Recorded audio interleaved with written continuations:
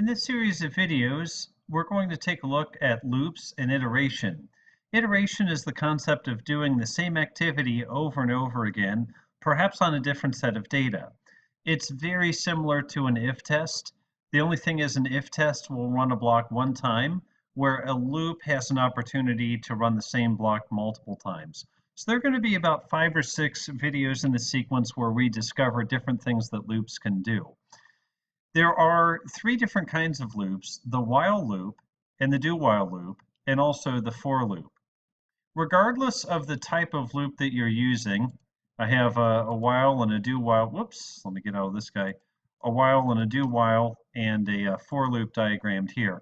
Regardless of the type of loop that you're using, what you'll typically see is the same diamond symbol that we used for an if test, where we have 2 items coming out from it, a yes path and a no path. And the yes path, or one of the paths, let's say, will go on to the next item that follows the loop, while the other path, take a look very carefully, it goes up to a step that's before the test. It will run that step and then eventually come down to the step, run the test again, and then again it either has the option to go forward to the next thing after the loop, or to run the sequence of steps again and then run the test again. So a loop will always have a decision structure like this: one arrow that goes forward to the next step, and one arrow that's actually going up to a previous step that it will run again. So I have a couple different examples here. Here's another one. We'll get rid of this guy, we don't need him. Here's another example where we have a whole sequence of steps. Then at the end we make a decision, and the decision is, do we want to do each of those steps all over again, or are we finished? And if we do the steps all over again, we have an option to make the decision again. With a for loop, oftentimes we know in advance how many times we want the for loop to run. So in this case, the decision's at the top. We run through a sequence of steps, then we go back to the decision again, and we either go to the next step or we run all of the sequence of steps in the loop again. So in other words, that's iteration. Now we see iteration all the time in programming. If I go to plant places, for example, I'll search on something like Eastern Redbud. Well, let's just search on Redbud. Okay, now take a look. If you look at the results, you'll see that they follow a very similar pattern, which is title with a hyperlink, and then series of pictures. And then again, title with a hyperlink, series of pictures. So what you see here are about what? Probably about a dozen, maybe 15 different redbuds, different varieties of redbud. And for each of those 15, we're looping over the collection. I'm sorry, rewind that. We're looping over the collection, and for each of those 15, we're shaking its hand and saying, good to meet you, enchanté. And for each one, we're going to print out this header. And then we're going to have a loop inside of that that says, give me all your pictures, and I'll show them in thumbnail form. Then we go back to the next item in the list, print out the header, print out the pictures. Next item, print out the header, print out the pictures, and on and on and on. So you see what we're doing here is the same sequence of steps, but each time on a different kind of redbud: Eastern Redbud, Appalachian Redbud, Lavender Twist Redbud, and that is looping. Looping is essential to our programming structure. So let's take a look at some of the different loops. A while loop. Remember our if test, how we had the word if and then we had a test here, and then the stuff in the block would run? Well, with a while loop, we have a very similar syntax where we have the word while, we have a test, and then this block is going to run. When the block runs, it's going to come back up and execute the test again. If the test still results to true, we're going to run this again, okay? And we're going to keep doing it until this test evaluates to false. Now, why would the test suddenly change? Well, take a look. In the test, we're comparing a variable to a constant number. And within the block, we're changing the value of that variable. So in other words, if we start with 0 and we add 1 each time, eventually we're going to get to a number that is not less than or equal to 24. Eventually we'll get to something like the number 25. And when we get to the number 25, we'll finish running this block and we'll go on to the next block. So a while loop has the test at the very top. What if the number of students were 100 to begin with? What if this variable were 100 before we even got to the loop? Well, then the test would fail immediately. We wouldn't run the block at all. So with a while loop, it's possible that we never run the block at all if the test never evaluates to true. Let's take a look at a do-while loop. A do-while loop is very similar to a while loop, except the test is at the bottom. The test doesn't run to the end. What that means is this loop is guaranteed to run at least once, because we don't decide whether or not to run it again until we get to the end. Where a while loop, we make that decision in the very beginning. While loop, a lot of times that's used for iteration, or that's used for validation of data. A do while loop would be used more frequently if you're going to do something like prompt a user, do you want to enter another number? Do you want to try again? So it's similar for one of these concepts where we got here because the user wanted to do something at least once. Now, after doing it once, does the user want to try to do it again? That's a lot of times where we'll use a do while. Another loop that we'll see a lot is a for loop, and the for loop is handy for if we know in advance how many times we want to run. So stepping back to a while or a do while loop, those loops tend to happen when you don't know in advance how often the test is going to run. In other words, if we're asking the user, do you want to try again? Do you want to enter something again? We don't know in advance how many tries the user is going to make.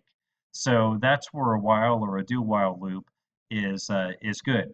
But a for loop, what we do is we have two different types of syntax for a for loop, but generally we know in advance how many times a for loop is going to run. Here's the traditional look of a for loop. We have the word for, then we have the parentheses, then open curly and close curly defines the body of what's going to happen within the loop. Now, within the parentheses, we have three distinct parts which are separated by semicolons. The first part is what we'll call the declaration. In this case, we're declaring a variable that will only be alive within this loop, and generally that's a counter variable. So when we first enter the loop, we're going to say I is initialized to 0, and we're only going to initialize it when we first enter the loop. When we finish the loop, we come over here to the third part, which is called the increment part, and in that case, we're adding 1 to I. Remember that post-increment operator? You see it used here. So that happens at the end of the loop.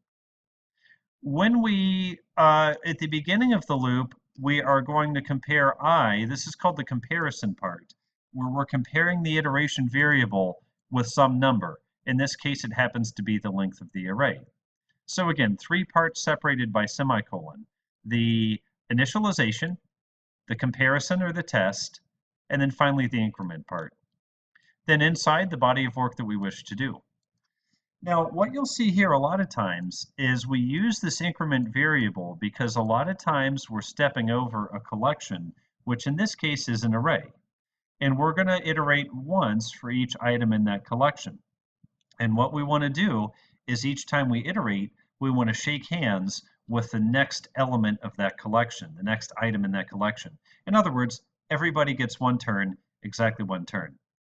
It just so happens that we do this so much that around Java 1.4.2 or 1.5, they came up with a shortcut that looks like this. This is called a for each loop. So names would be a collection, and each time we iterate, the next name is going to be in this variable singular called name, and then we're going to print out the name one at a time. So this is a shortcut syntax that does very similar to this. Both are completely valid. One just saves us a bit of typing over the other. Okay, a few things to watch out for in loops. First of all, be careful of an infinite loop. Take a look at this one. Remember, a loop is going to execute as long as the test in parentheses evaluates to true. So if gallons of gas is less than 8, move 30 and subtract 1 from gallons of gas. So let's say the gallons of gas starts at 2. Well, then we're going to run, and we're going to subtract 1 gallon, take it down to 1. 1 is less than 8, so we're going to run again, subtract 1 gallon, take it down to 0. 0 is less than 8, so we're going to run again, take it to -1. In this case, you see there was some kind of mistake. This operator probably should be a greater than operator, because the problem is we're going to keep subtracting 1 from gallons of gas, and that number is going to get more and more negative, and this test never has a chance to return false. So the loop is going to keep going, and we're eventually going to get an out-of-memory error. Now, if you actually want a loop to keep running indefinitely, you can shortcut it like this, just say while true. But the trick is, if you're going to do a while true or some kind of infinite loop, what you really need to do is you need to put in some kind of break statement which will break you out of a loop. You might remember in several videos ago, we took a look at the switch case statement, and we know that break would basically end a block within a case statement. That same break command we can use in a loop to get us out of a loop. So if for some reason, maybe you just want to pick the first item in an array that matches a certain criteria, and once you found it, you don't want to continue with the loop, in that case, you can insert one of these break lines, which then says, okay, I'm all done. I don't want to loop anymore. Even if I'm in the middle of a collection, I want to break out of this. I don't want to do it anymore. So break will stop a loop and go to the next line. A similar one is continue. Continue just says, don't do any more of the loop, start again with the next iteration. So continue will actually keep the loop going. It will just not do any of the work after the continue statement. Where break will stop the loop right there and break out of the loop and not execute any more of the loop. Okay, scope is another watch out with loops. With scope, we have to be very careful where variables are declared, because remember, a variable is alive from the point at which it is declared until the close curly of the block where it is declared. That means if you try to access a variable outside of its scope where it's defined, you'll get an error that says cannot find symbol, and that is a syntax error, so you'll be unable to compile. It's tricky with loops because it might not be so obvious, but this I variable that's declared here is alive only in the part that I've highlighted. Do while loop is especially tricky because with a do while, we have a test at the end, you see? And in this case, we're testing this variable called input, which we're gathering and declaring up here within the loop. But once again, where is a variable alive? What is variable scope? A variable is alive from the point at which it is declared until the close curly of the block where it was declared. Remember what a block is. A block is defined as open curly and close curly. So in this case, the input variable, while it's declared right above the while test, it ends its scope at this close curly. It does not have scope within the while test. So this would be a syntax error. This would not compile. We would get a cannot find symbol on input. If you're not used to this error, that one will drive you nuts because you see it declared right up here. You see it used right here. You think that's okay, but it actually goes out of scope right at that close curly. Okay, I have a couple of examples here. I'll put these up on Blackboard under the lab. These examples are not for a grade, but just for practice. I do have the answer here if you want to try it out, so give yourself some practice.